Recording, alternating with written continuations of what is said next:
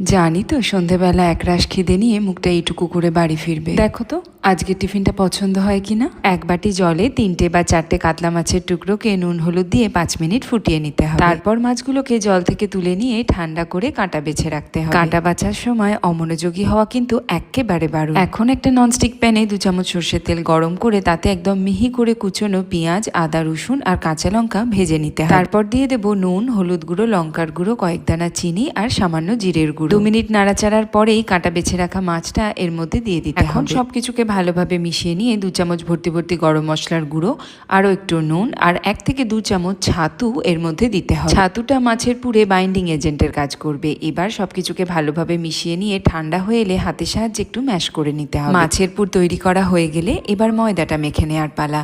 ময়দায় নুন, সাদা তেল আর অল্প অল্প জল দিয়ে মাখতে হবে। লুচির জন্য আমরা যেরকম ময়দা মাখি সেরকমই মাখতে হবে, শুধু ময়ান মানে সাদা